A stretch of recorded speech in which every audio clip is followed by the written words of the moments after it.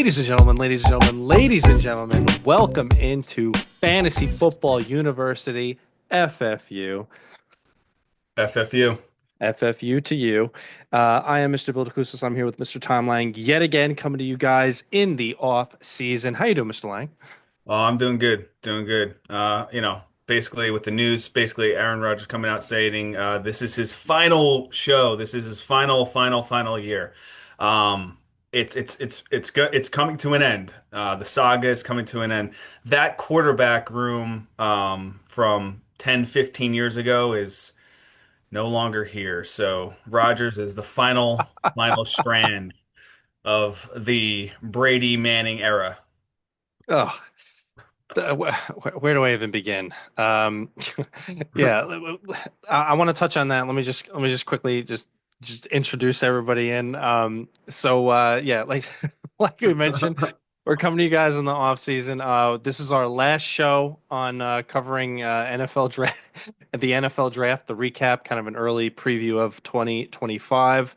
We'll get into that, and then we have a mock draft later. But first, we'll touch into the news. And yeah, I don't want to bury the lead anymore.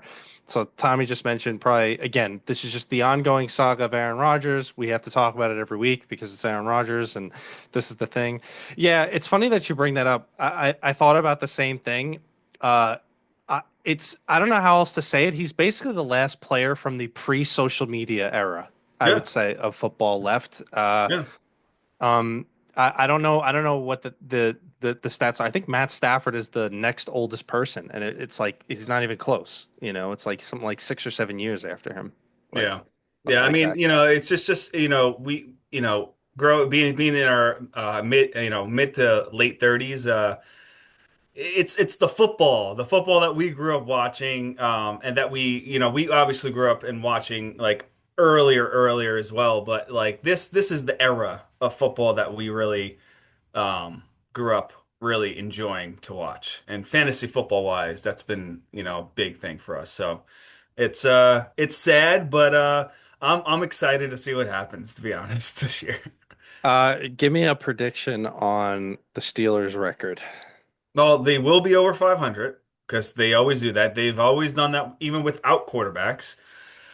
Um, I think it's going to be a battle between them and the Ravens, but I think the Ravens come off and they the the Steelers will make the playoffs. They may make the playoffs as the fifth or sixth seed. Win the wild card game, and I don't see it going any further than that, though. The show may finish. Maybe. I don't know. Like I was kind of taking a look at the stuff. I don't understand how more odds makers and more people are still obsessed with the Bengals. The Bengals are going to be like a complete disaster on Atrocious. defense. They literally Um, they lost their first round draft pick. He's going I back know. into the draft. I know. I think the AFC North to your point, I think the Ravens are too good, but I think the Steelers will be good this year. They'll get to the playoffs. Maybe they will win a Yeah. game. But yeah, I would still have the Ravens winning this division. Yeah. It'll be interesting. Yeah. We'll start making more official picks as we get later on. Um, the only other news I kind of wanted to cover was again more. It's like I feel like a broken record, kind of talking about camp stuff and coach speak, etc., where we're not supposed to be overreacting. However, I just want to mention that. So, what month are we in? We're at the sort of the ends of June here, right? Here's a question for you. Where do you think you would put the your last known like date before the season where you would be concerned about an injury of a player not playing?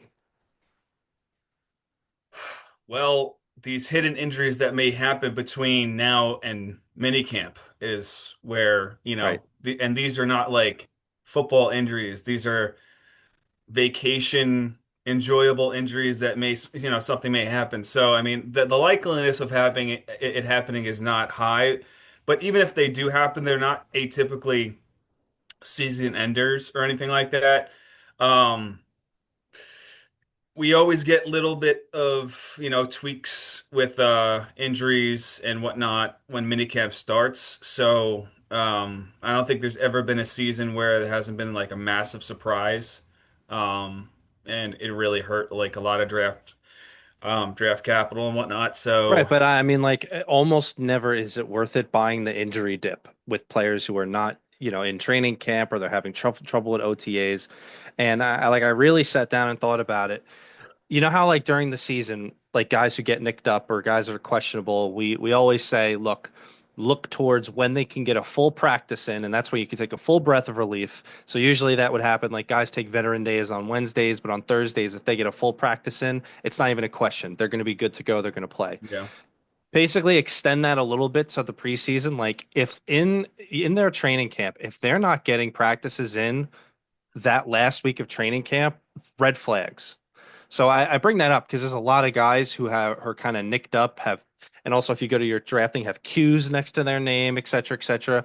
If they're not practicing now or if they're limited now, okay, I'm not worried about it now. but keep an eye on it because if that persists into training camp, like don't buy whatever injury dip there's going to be. You know what I Yeah, mean?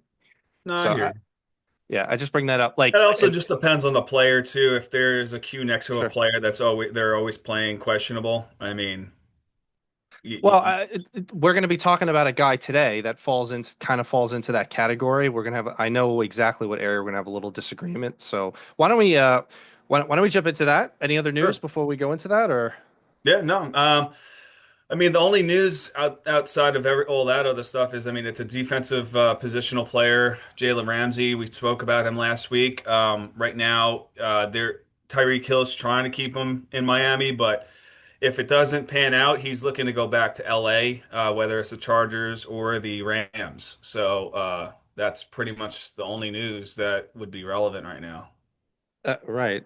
He's one of the only defensive players that I think like we spend any real airtime talking about, but Yeah, it's enough of a relevance that yeah, like I agree.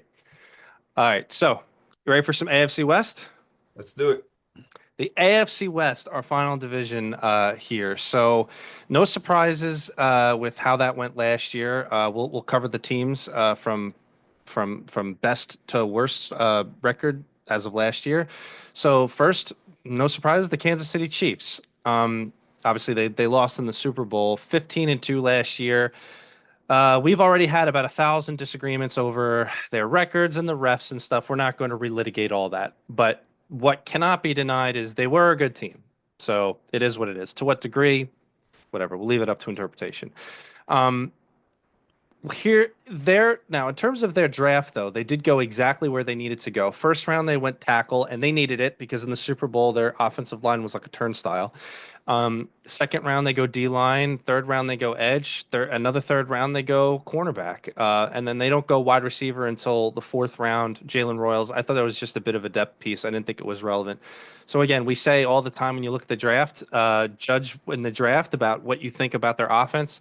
And this is why I have a disagreement with my brother Johnny about this. Johnny thinks Patrick Mahomes is going to be going on a revenge tour and like really crushing it this year. And I think he's going to do better than he did last year, but it's not on him. Like he just does not have like their offense is not going to be that different this coming year. I'm going to predict a bit of an improvement, but who like why would anybody think he's going to go back to like 50 touchdowns or anything, right? Like Yeah, I mean, I could see it's a max of 40.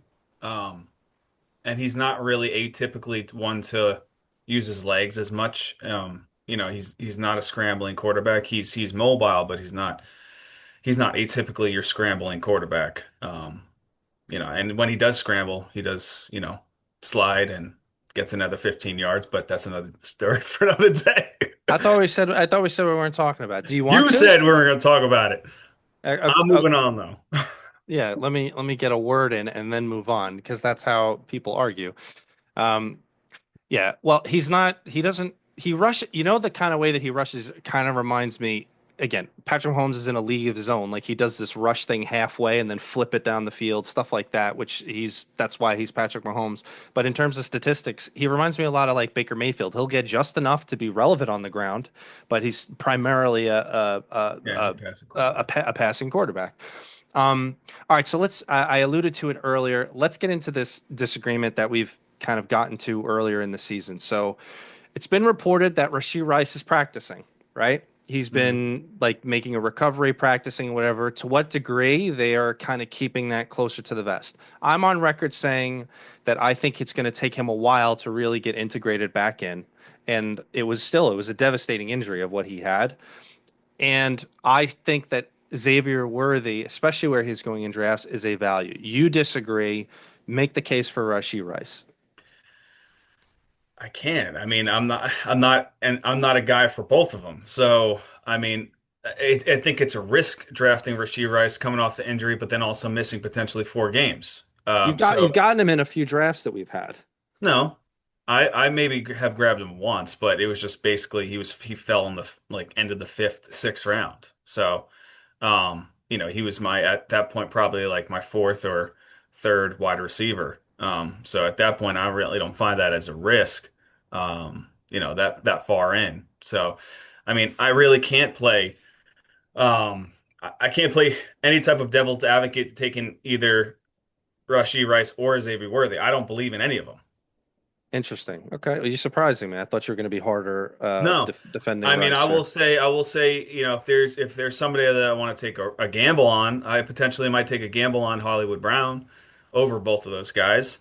Um, and I think the thing is, it's just Hollywood Brown. They specifically went for him. They're paying for him to be on the team. I mean, he's a value. He didn't see much of the field last year because he came in is injured. Um, and so you don't really know the chemistry that he's going to have with Mahomes. So I think him being a veteran wide receiver, it could be a really positive play for him and positive value for that. When it comes down to fantasy football. I got you. I don't. It's going to be interesting. I'm not exactly predicting a gigantic season out of Xavier Worthy, but I just think there's a huge amount of upside there. It's difficult to predict it, but I felt like I saw a connection between them, Patrick Mahomes and Xavier Worthy in the playoffs and in the Super Bowl. So much so that I ended up saying, why doesn't he go deep to him every play? Again, it's like they're different plays here and there. But to what you said is very, very important though. It kind of reminds me a little bit over. Do you remember Patrick Mahomes' last MVP season? It was actually the season after they lost Tyreek Hill. He goes and he wins. He goes and wins the MVP, and obviously they go win the Super Bowl. If you remember that year, it's not like any wide receiver that he had was valuable. None of them. Yeah. Most of his stuff was to like. Well, obviously Travis Kelce at that point was still at his peak, and then like it was Jerick McKinnon, yada yada out the backfield. And it was he just spread it around so Yeah, I much mean, and that's that the it thing. I mean, these players I believe are flex worthy plays, but like they're not wide receiver one, wide receiver two plays. You can't roll the dice and wait till the fifth, sixth round and take a wide receiver and say, all right, I got Rashee Rice. He's probably gonna miss 3 games and he's come off slow in the beginning of the season. If you draft Rashee Rice this year, you really hope that the first 4 games of the season are his missing games because it gives him time to actually heal. You right. don't want him to come back week one, week two, and then his suspension starts week three, four, five, six, and then you're digging yourself in a hole. So I think you're right. I think you're right. And just for the comparison, just for people to know, like in that particular season I'm talking about, the three the three wide receivers for Kansas City, Juju Smith-Schuster, 933 yards, three still on the touchdowns. roster. MVS, not 600 yards, 2 touchdowns. Justin Watson, 315 yards, 2 touchdowns. That was in an MVP season. So I don't disagree with Tommy. I just, my slight disagreement here is that I think that there's a bit of upside that you could definitely take a shot on, especially where Xavier Worthy's going. But yeah, you kind of surprised me a little bit. I thought you were going to be a bit harder the other way, but we're similar. I still see the upside on Worthy. But yeah. How about at the running back position? We'll get into this more when we go over tiers and stuff, but I this is a backfield that I'm a bit that I'm standoffish from at this point. Uh I or do mean, you believe in Pacheco again or I still believe in Pacheco. I think that he's being underappreciated right now. I think that Kareem Hunt will dig into some of the if he makes the roster, he will dig into it. a little bit. Elijah Mitchell will potentially dig into it a little bit, but I think that this is still Isaiah Pacheco's backfield. He just was injured last year. He really hasn't done anything to not prove that he can't hold a backfield solo. He's done it 2 years prior to these injuries. So I think that honestly, it should go back to Isaiah Pacheco, and you're getting him at a great value this year in drafting.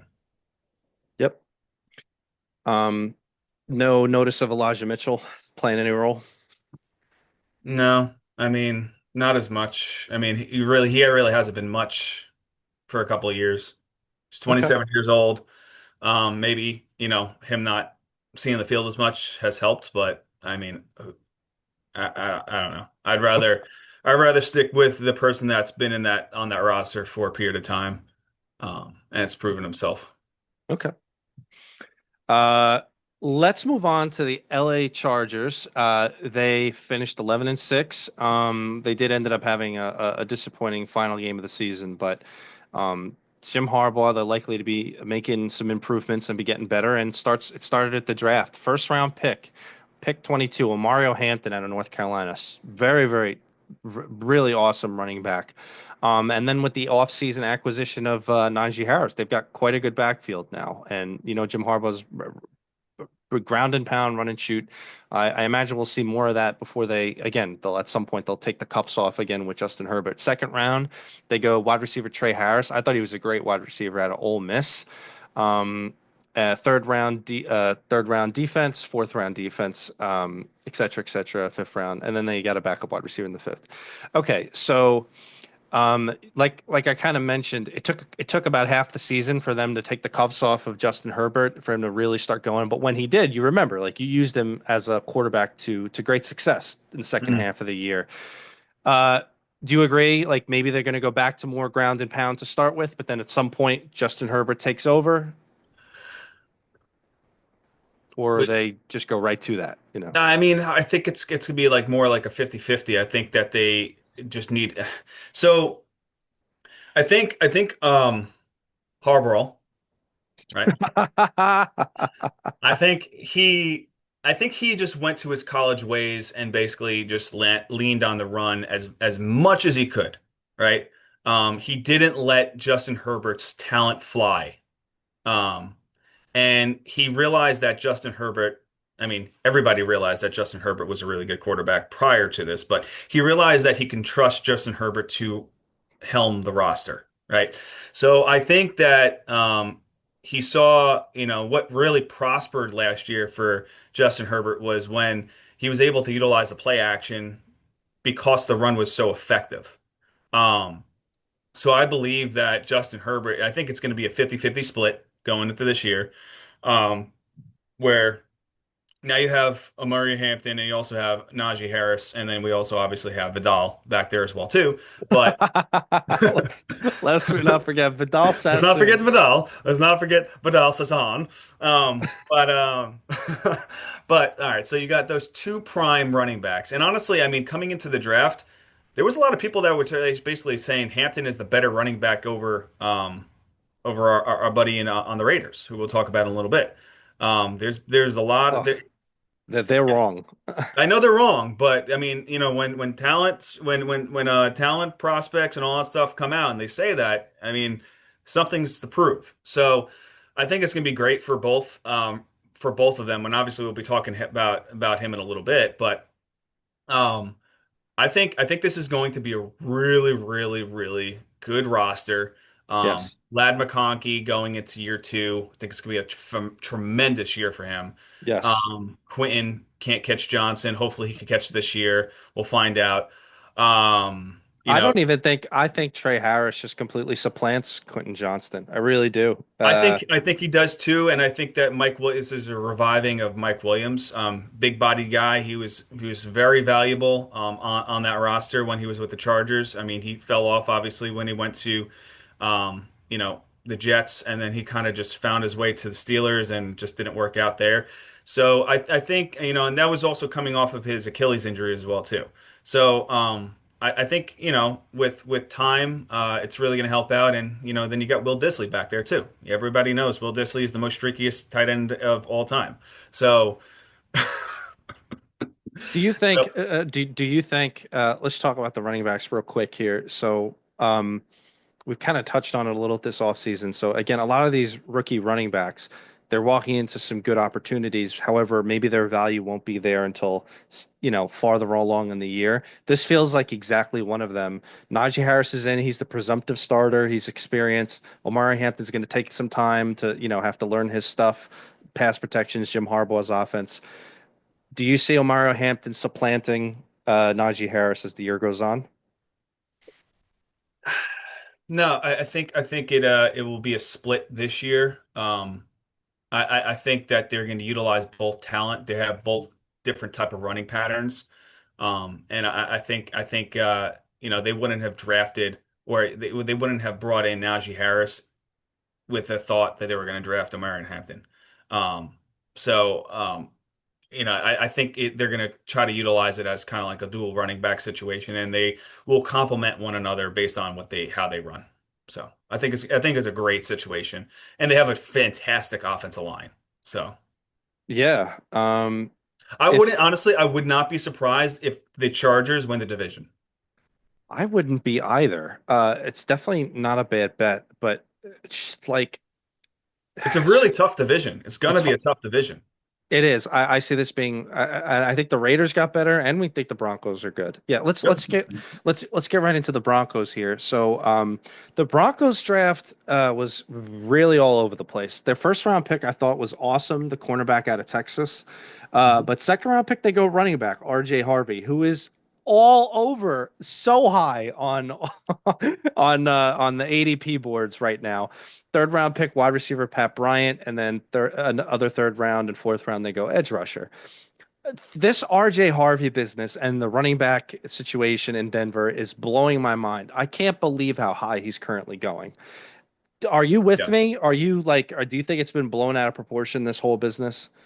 I think it's been slightly blown out of proportion. He's 5'8", 205, 24 years old, a running back out of UCF. UCF, and then you got back there J.K. Dobbins, Right. who is, 5'10", 212, 26 years old at Ohio State. Obviously, he's proven himself in the league. He came off a horrific injury and did fantastic last year. He Before did have having some. another horrific injury.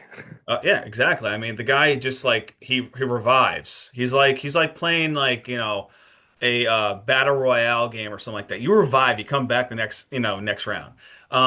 He's a great, I think this is another situation. They're just I talk about it all the time. It doesn't hurt to have two really good running backs on your roster because they're just going to spell each other, and it really helps. And I mean, you got a young guy in R.J. Harvey. He's not NFL proven yet, and but then you have J.K. Dobbins, Jaleel McLaughlin, Ostrich Estime, who Right. whatever. But you know, I think that they're trying to put all the pieces of the puzzle together. They need to so they're going to need to lean more on the run game than they will the other way around the ladder with basically the Chargers, how the Chargers will be playing. I really think, you're looking at more like a 60-40 run to rush split, is a run to pass split. Um, and it's because of the talent they have back there. And again, you don't want to put so much stress on Bo Nix. Sure. Coming into year two, I mean, he has good talent around him, but he does not have the talent that some of these other rosters, as a quarterback, you should have. Like, say if I will say No, this, like, but I thought he was great. I thought he really performed well last year. And don't take yeah, away no, he from did, Cortland and it, Sutton, it was man. better. It was better towards the end of the year. It just Right. got so much better towards the end of the year. It's because they utilized that run, and they really and it just whoever was the hot guy was basically getting anywhere from 15 to 20 touches. Yeah. I I don't know. I'm actually real high on Bo Nix for this year, and we'll get into that when we get into the tiers and stuff. I think that they have a lot of talent around it, like Cortland Sutton and the along with the slew of really talented young wide receivers. I mean, I could just like it's like a treasure trove of those guys. This RJ Harvey business, though, like I agree with you that like there's nothing wrong with having a multitude of good running backs. To what degree J.K. Dobbins is good, I know you're a big J.K. Dobbins guy. I still think Jaleel McLaughlin was explosive last year. We thought that a few games, like why the hell, why aren't they putting him on the board? It'll be interesting to see. I made a prediction earlier. I'll make a prediction that this backfield is going to be the one that we talk about most every single week during the season in terms of like, Yeah, running back options, etc. I'm just nervous with Sean Payton's system. I mean, when you're in Sean Payton's doghouse, you're in Sean Payton's doghouse, and Oh yeah, yeah. it's just tough because yeah, you can have a rookie running back, coming out of UCF, and he might not be NFL ready. He might be fumbling the ball left and right. You draft him so high, and he might not touch the field for the rest of the season because J.K. Dobbins is back there. This is just another rookie running back that goes to the narrative I keep saying about he could be very valuable as the year goes on. But especially RJ Harvey, where he's currently going in drafts, which is Tough to like take him. he's like the running back 20 or something. Like it's way too high. There's Yeah. so many better backs. Like I would take Brian Thomas over him. Brian Thomas is going like multiple slots after him. Like this is On many projections, he's right now in like tier 5, 6, and I can't put him in tier 5, 6. I have to put him in like tier 8, if Eh, that. yeah. Well, again, upsides there and maybe towards the end of the year, but don't maybe not burn But where not he's in the currently in going. not you can't you're not drafting towards end of the year. You're drafting to start the season for Right. for the duration of the season. Exactly. You can't if you can't draft a guy in the fourth round and be like, I'm going to draft him for basically the last 10 games of the season. It doesn't work like that.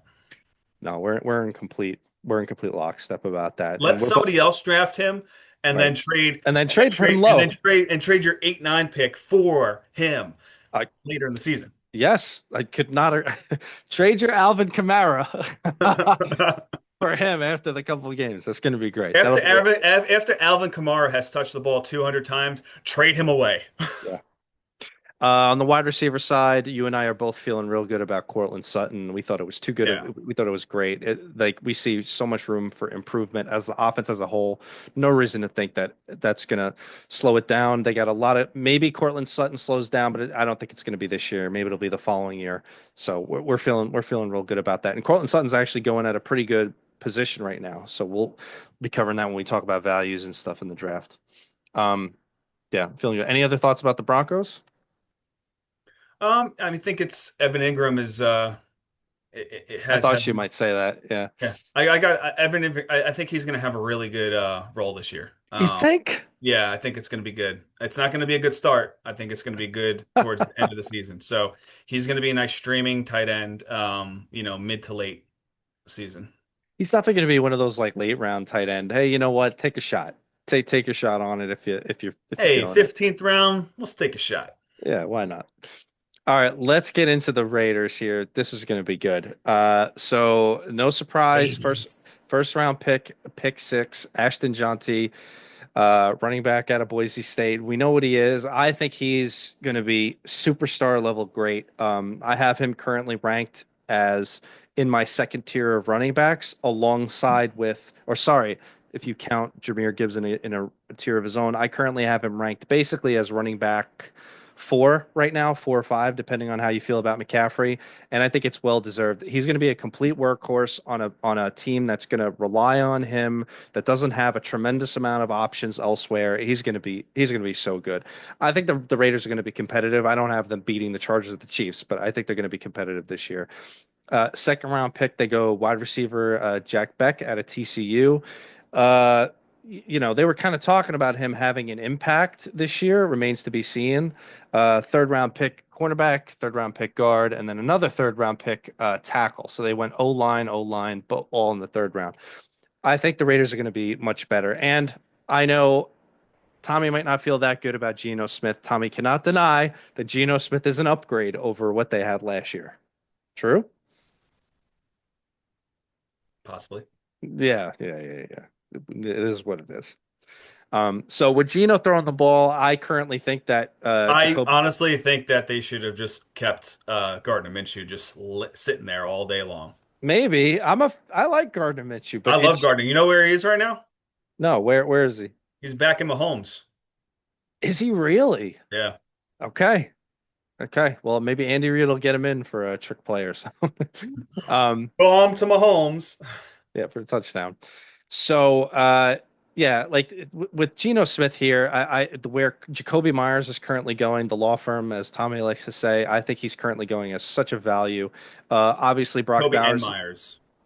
Brock Bowers is going at the top of your draft. I mean, I currently can't justify that high of a draft capital on a tight end.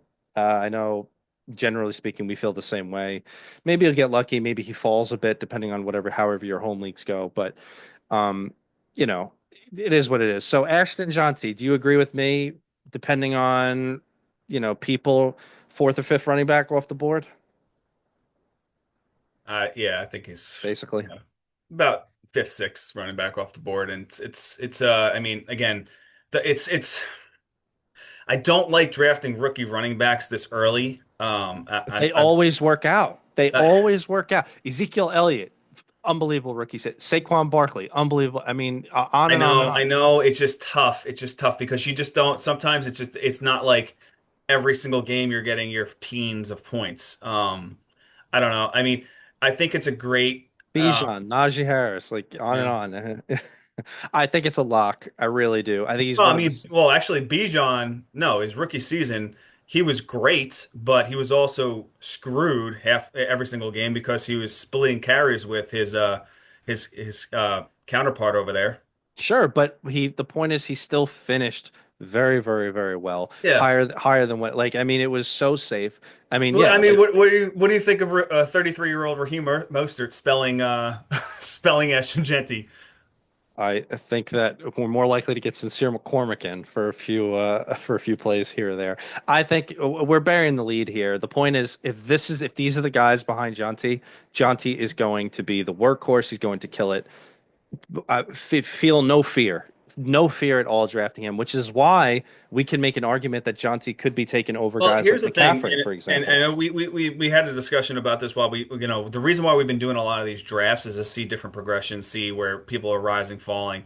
Um, 6 weeks ago, when we were doing a draft, I was able to get Alshon Jenti in the third round, right? Right, but that's not going to It's last. never And going it to did. happen, right? It's never Right. going to happen. But like, if you look back some of these rosters that we were able to compile together because of the value, how they were dropping and falling and whatnot, or rising and falling. Um, it's amazing. It's amazing to really just like put the needle on where you actually can draft him and feel comfortable about it. Me personally, um, I think he's like, very, very late first round, 12, 11, 12 pick, early second round. And you're talking about again the fifth, sixth, or seventh running back off the board. Um, Maybe less. if Yeah, I mean, And honestly, I personally may, if it's a full point PPR, I may take him before Derrick Henry. But if it's a half point PPR, I will take Derrick Henry over Agenti.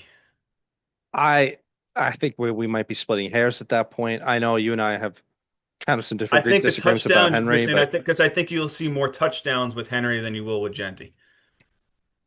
maybe. It'll be interesting. We'll get to that when we get to running back tiers. That'll be Yeah. an interesting thing. But either way, we both feel unbelievable about John T.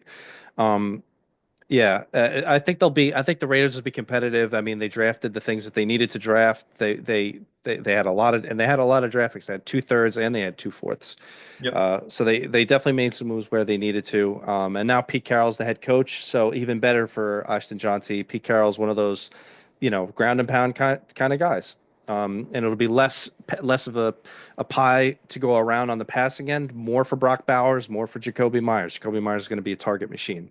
We'll get into them when we talk about them uh, for the tiers. But any closing thoughts on the AFC West here? No, I just think it's going to be a grinder. I honestly, it's really nice seeing a lot of these teams, these divisions really putting the piece of the puzzle together and making it competitive again. I feel like there's maybe about three teams out there that are just kind of winging it and seeing what happens, and it's just not going to pan out. But I think there's a lot of fantasy relevance. Talking when we really talk about a lot of these rosters, I think there's a tremendous amount of fantasy relevance that really can compile a great roster. So, um, I think the Chiefs, Chargers, and Broncos all make the playoffs. Um, and you're right. I could see that maybe this will be the year that the Chiefs get dethroned at this division. I don't know. It'd be difficult to predict that, but I see them all being competitive. And I see the Raiders bringing it. I see this being one of, if not the best division in football. Yeah, it'll be a good season. All right. Ready for some mock draft? yeah. Why don't you introduce us all while I prep the electronics here? All right. So, like we've been doing, this week we're actually going to be doing it a little bit different. We're going to be doing a double flex, but the double flex is wide receiver running back, not wide receiver tight end running back. It's going to be one. So we're going to have one flex that's wide receiver running back, one flex that's wide receiver tight end running back, and then your normal positions: quarterback, double running back, double wide receiver, tight end. And we're only going to go to 10 rounds, full point PPR. I am currently picking at the 10 spot, and Billy is picking at I'll pick the out the seven. 7 spot. All right. So we're going to be fairly close to one another, and we'll let the games begin. So Barkley goes off the board, CeeDee Lamb goes, Chase goes, Gibbs goes, Puka Nacua goes, and Jefferson goes, and Billy is on the clock. And I assume this is I going to be mean, a very easy pick right here for him. yeah, like to me, it's not like my number one running back is here, and yeah, it's not a question. I'm going to take him. I purposely wanted to pick this position, hoping that I wouldn't get him to give some more insight, like that I wouldn't get the top three backs so I could get more insight to people, but I can't at this moment. But just to help people, what would have mentioned is let's assume that I didn't have Robinson here and maybe it would have been Nakua who was available. It would have been an interesting position in a double flex, like Tommy mentioned. I would have been looking more for wide receiver, so it might have been Puka, it might have been Amon-Ra St. Brown. I'm not sure who I feel is better at this exact moment, but I don't have the decision. I'll just take Bijan here. Amon Ra going after that, Derrick Henry going after that. I'm sure Tommy did not like that, Yeah. but Tommy's on the clock. Yeah. So, unfortunately, Derrick Henry goes. I value him as the starting, basically starting the tier two of running backs. But there are some tier two, tier three wide receivers that are out there, and obviously Mr. Ashton Genty, who we were just discussing before. I'm actually gonna take a well, you know what? I'm gonna hold on to that for a couple minutes. I'm not gonna talk about this guy yet. I will go wide receiver. And I think the player I'm just going to go, I'm not, basically, I'm not trying to take best available but at 9, honestly, if Malik Neighbors is there, I'm going to be taking him. He's going to get 140 targets this year, and catch at least 110 plus balls. So for full point PPR, I have to take him there. Then after that, Bowers goes, Collins goes, Achane goes, Genty goes to team 11, which is tough, but I was keeping my eye on another player in this position. Obviously, it being full point PPR, getting this value of a running back, Christian McCaffrey, in the second round is tremendous. He's a pass catching running back, as we all know. He could catch 60 to 70 balls, and he's going to be touching the ball in the backfield as much as anybody else. I think it's a tremendous value this year, and right now I will be taking Christian McCaffrey with my second pick. After that, Brian Thomas goes, Bucky Irving goes, and Billy is on the clock. I'm on the clock here. I don't know how I don't take Ladidi Metcalfe in a double flex, which is what I'm going to do. Although, you know, I would consider Drake London here, but then I'd be doubling up in Atlanta. So it'd be nice to diversify a little bit, of which I'm going to. I'm just going to take Lad McConkey and not worry about it. After Lad goes, Drake London's off the board. AJ Brown, Josh Allen's now off. Lamar Jackson, Josh Jacobs, JSN, Trey McBride now off the board. Jonathan Taylor, Garrett Wilson, Tyreek Hill, Marvin Harrison, Jaden Daniels, and now I'm back on the clock. So back in the third round here, I am. I could consider running back here, but in a double flex, I'm just as okay with wide receiver. There's some good backs available, but I do think that enough could get one or two of them could get back to me. So I'm going to try to look for some top tier wide receivers here. So we've got the top two options from ADP are T. Higgins and Terry McLaurin. I have a problem with the Bengals, as everybody knows, this year, but it's more of a moral problem than a fantasy football problem. So I probably could go T. Higgins. McLaurin, who we love, I'm starting to fall on because he really was touchdown dependent last year. Um, and Mike Evans, I don't feel that good about. Devontae, I don't. I know Tommy disagrees. I'm gonna go T. Higgins here and break my own mind doing it. Yeah, Following T. Higgins, broke your Chase mind. Brown, Jalen Hurts, and now Tommy is on the clock. All right, so I really need to establish a little bit more structure with my running back room. I believe obviously taking Christian McCaffrey with the injuries, in the past, is one thing. So I really need to kind of facilitate that right there.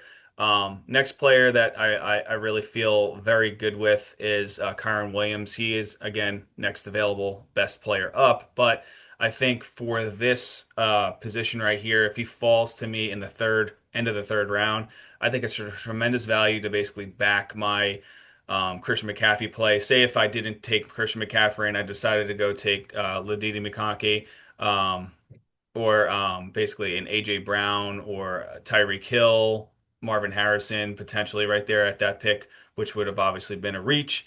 Um, I would have to pick a running back, and I really right now I think that bolstering that position right here is really going to help. If there's injuries that happen over time. After that. Oof. McLaurin goes, Cook goes, Hall goes, Devontae Adams goes, and I am back on the clock. All right, so here is where I'm going to actually strategize a little bit more with, again, pass catching running backs because I do feel really, really good with the wide receiver room as we get into the fifth, sixth, seventh round. So I'm going to reach slightly above and take an Alvin Kamara Don't this position right you here dare. and Ah, got that pass catching running back. He's every back probably that I not going to wanted play went. 17 games in the season. He'll probably play it anywhere from 12 to 13 games, we'll just say. But I think this is a really good start for me, Uh, full point PPR. Then I after had Rashi Rice goes and Evans goes and Billy's on the clock. I had four backs that I would have wanted, and all four of them got drafted before I got my other pick. Chase Brown, I would have loved. Kyron, Alvin Kamara, and Brees Hall there. All four of Well, which I you was passed counting. Would on you passed on one Cincinnati Bengal for the other, so I understand, but I would have been that part I would have been okay with. But I just can't believe my luck. That's okay. So at the running backs currently where they're at, I'm not that crazy about. Although Chuba, Chuba, I think is criminally underrated. If I want him, I'd have to take him here. David Montgomery's always there, but maybe that's even more of a reach. On the wide receiver side, I would love to get my hands on DJ Moore or Cortland Sutton at this point. They're not going to make it back though, so I have to make a decision about what I need and where I'm at. I got one running back, two wide receivers, so I'm going to lean on the running back side. I'm going to go ahead and take Chuba here. I just think he's going to be a complete workhorse for that team, and they're improving. After Chuba, Omari Hampton's gone, DJ Moore's gone, Quentin Sutton's gone, unfortunately, DK Metcalf, George Kittle's gone, Joe Burrow's gone, Kenneth Walker, Xavier Worthy's gone. I was hoping that could take a shot on the way back. Devontae Smith, Joe Mixon, Sam Laporta, George Pickens, and now I'm back on the clock. So, notably, so many of these guys just who I wanted, man, they and just fell that's by the the way the wayside. cookie crumbles sometimes. Yeah, that's the way it crumbles. You have to be prepared for this kind of stuff. So back on the clock here, running backs available that I'm looking at. James Conner, who, the my favorite Tom Lang quote is, "Well, we say he's done every year, but he's not." So that's keep that in mind with James Conner. I could get my David Montgomery here, touchdown machine. Um, but I do think I'm falling a little bit on Detroit, just in general. Just not the best vibes coming out of there right now. Um, I do think that there's some decent running back options on the way back. So wide receiver, I could stick with the explosiveness out of Jameson Williams, and I think that's what I'm going to do here. No, that's rough right there. I wish I could have Jamison Williams in the fifth round. Eh, After that, Zay Flowers goes, James Conner, and I am on the clock. I'm obviously looking for, to bolster the wide receiver position because I am behind the eight ball with that right there. We all know that I'm very, very high on one player that's still sitting there. Basically, right now, Chris Godwin, with my second wide receiver position to take, I will be taking him. yep. After that, Jordan Addison goes, David Montgomery, Mahomes goes, Travis Hunter, and I'm back on the clock. Um, so now we're into the zone where we're basically looking at, obviously, um, my second flex position and then bolstering the bench for depth. Um, and we discussed this guy earlier today. If I go this route, then I am done with running back for my draft pretty much. And I do, like I said earlier today, I do feel very, very nicely about Isaiah Pacheco. There are a couple other players that I do have on my eye on, and I just don't know if I'm going to be able to see them on the way back. Um, so. I really do want to draft Isaiah Pacheco in this position, but I'm actually going to have to move past him and take a player that I'm really more certain on. This is basically this is a player that I most likely can get next round, but I do want to measure out a little bit more depth at the wide receiver room. So I'm going to take Khalil Shakir with my 6'3" pick. After that, Olave goes, Hawkinson goes, and Billy's on the clock. Yeah, so I'm on the clock. So every time that you're drafting, you want to consider about what you're doing next round. And there's two guys that I have my eye on in the seventh round, which is next round, and I'm hoping one of them could get back to me. So on the wide receiver side, Jacoby Myers, I'm hoping he can make it back to me in the next round if I don't take him here. And on the running back side, we got Brian Robinson, and I think he's much farther down the line in terms of ADP. So I'll be very happy if I get him in the next round. So therefore, I'm not going to pick him. Um, so I'd be taking a chance either way. So by the way, I have two running backs and three wide receivers. So I definitely need that back. So I'm taking a real um, I'm putting it up to chance. Really take put it into chance. So I'm gonna take. I know it's a reach, but I believe in it so hard. I'm gonna take the Jacoby Myers pick here just for straight up targets and a double flex. I think it's too good. Good Uh, luck. Ted McMillan's gone. Isaiah Pacheco, Aaron Jones, Judkins, Ryan Oof. Harvey, Travion Henderson, Jalen Waddle's gone. Tracy, Pollard, Kelsey, Mayfield, Ridley, Six running backs. six running backs, but not the one that I was looking to get in this round. I will happily be taking Brian Robinson here. Roman Dunze is off. Johnu Smith is off, and now Tommy's back on the clock. We're going Yeah. 10. We're going 10 rounds for this, right? Yep. Just Just 10 rounds. Just 10 cool. rounds. Um, yeah. So I'm actually kind of happy how this laid out a little bit. Obviously, some players got reached on. So there was six running backs that went, then seven. There are actually seven running backs that went before my pick. And two of those players, as in, Robinson and also I talked highly on Pacheco, but he was not falling back around. And then, basically Tracy was another player that I was really keeping an eye on. I kind of wish they would have fell. But I'm gonna talk about the running back here that as my fourth running back, getting him in a value right now at this position. I really think this is a tremendous value in the seventh round, end of the seventh round. And if the starting running back for the Chicago Bears, who, Yep. in order for them to get Williams going, they need to run the ball. So I think that DeAndre Swift is going to be a tremendous value this year. And for my fourth running back, with potential injury-prone running backs I already have in the second, third, and fourth round, no, second and fourth round, I will take DeAndre Swift with that pick. After that, Bo Nix goes, Judy goes, Andrews goes, Johnson from Pittsburgh goes and I'm back on the clock. Um, I am, obviously in a position where I'm looking at basically having to take one of these quarterbacks. Not maybe not right now. There is a quarterback obviously we've been talking very highly on.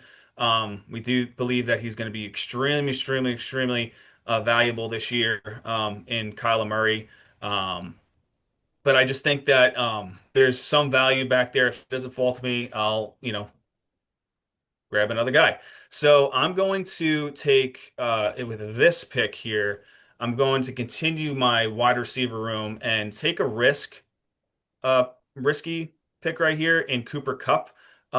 He is Okay. the wide receiver one on technically wide receiver 1B, but he's the wide receiver one for the Seattle Seahawks. I think that it's going to take so much value away from NWS or whatever he is. Yeah, JSN, NWS, JSN. Um, AWS sounds like an internet service. yeah, I think honestly, Cooper Cup gets revived. He sees a lot of opportunity this year, and it takes away from JSN's production. And I will take with my fourth wide receiver, Cooper Cup. After that, Debo Samuel goes, and Jared Goff and Billy is back on the clock. Yeah, so I thought I was going to be punting the quarterback position and the tight end position until the last two rounds for the purpose of this, but I got three running backs, four wide receivers, so I was definitely looking at running back. Javonte Williams would have been at the top of my list just because of just straight up volume that he's going to get, but I'm not going to pass on Kyler here. We think he's got some Great pick. upside. Yeah, and given the other options, there's really one, maybe two other quarterbacks I even want. I'm not sure if they'll make it back, but I'm feeling great about Kyler. I'll take some Kyler here. After that, Evan Ingram, Tommy's favorite tight end, is off the board. Javonte Williams is now gone. Ayuk is gone. Travis Etienne, Justin Herbert, Najee Harris, Jaden Reed, all the way down in the ninth round. Jalen Warren, Stephon Diggs, David Njoku, Ricky Pearsall, Cam Scatterboo, and now I am back on the clock Yeah, I will tell you, it's amazing seeing Javonte, Etienne, and Najee Harris starting running backs for their teams going for in the now. eighth round. For now. For now. Yeah. So, and Javante really is kind of one of the last starting running backs that's going off the board, quote unquote. Um, so yeah, down here, I have to get myself a tight end, and I need another running back with wide receiver, preferably a running back for me. The running back I'm definitely looking at, I think that there's upside later on in the year. It's going to be Jordan Mason. I'm wondering if I could get him on the way back, but I won't tempt tempt the fates. I'll take him here. Jordan Mason off the board. Caleb Williams off the board. Juwan Jennings, wide receiver one for the 49ers, is now off the board. And Tommy's back on the clock. Um, I'm not doing it in this draft because I have to fill a roster, and it would be basically taking you know, uh, the backup for Christian McCaffrey, Jared Garendo. Jared Gorindo. Um, Obviously, that would probably be the 11th round, and somebody might want to snipe me, whatever. Do your thing. That's fine. I'll figure it out. But anyway, um, going back to it, I have to fill a roster. I've been very, very high on Dak Prescott coming off the injury this year. I think he's going to have a tremendous bounce back year, and he will be my quarterback for this roster here. Then Charbonnet goes, Warren goes. Downs goes and Purdy goes, and I have to fill the roster as we discussed. And I am now looking at my tight end position. And I'm going to piggyback on Dallas and take Jake Ferguson for a massive bounce back year. I Yep. believe he's going to finish in the top five. Same with Prescott. So I think it's going to be a great, great year for both of them. Matthew Golden, Ramondre Stevenson, and here I'm gonna. Tommy can take a guess what tight end I'm gonna be going here. Mr. Some Kincaid. Mr. Kincaid. The upside is there. We all know it. And what's Tommy's favorite offseason news? What's your That favorite he's getting offseason? that he's so big and strong. The beat reporters in Buffalo make He's us put laugh. on size. Yeah, so with the final pick here, I'll go Dalton Kincaid. And so following that, just to close out the 10th round, Darnell Mooney went, Michael Pittman, Emuje Ikbuga, who I can't remember how to pronounce his name, Colson Loveland, Keon Coleman, Tucker Kraft. So there we go. All right. It's 10 rounds. And let us know who you think won the draft. I'll just quickly mention my roster here. Kyler's my quarterback. I got Bijan and Chuba as my running backs. My starting receivers are Lad McConkey and T. Higgins. Tight end Dalton Kincaid. And I got Jamison Williams and Jacoby Myers currently in my flex with Brian Robinson, Jordan Mason bringing up the rear. Yep, my starting lineup is Dak Prescott, Christian McCaffrey, Kyron Williams, Malik Neighbors, Chris Godwin, Jake Ferguson, um, Alvin Kamara. Then I got Khalil Shakir, DeAndre Swift, and Cooper Kupp. Nice. Nice. Nice Yeah, job. Any final thoughts, sir? yeah, we appreciate everybody that takes the time to watch and basically subscribe to our channel. If we could please share to your friends, family, and continue the movement. We really appreciate it. We are looking forward to the next phase of this off season, and really we are almost there. We are a month and a half away from really, Really? really talking fantasy football, getting you guys ready, 100% ready for your drafts, and taking that championship home. So, Yeah, and I could actually set the teaser. So next week is going to be our first rankings episode. We're going to do tier-based rankings. We're going to do quarterbacks next week. yeah. So tune in and tell everybody it's going to be good. And we're going to have some real perspective on this one for this year. So yeah, thank you very much, everybody. All right.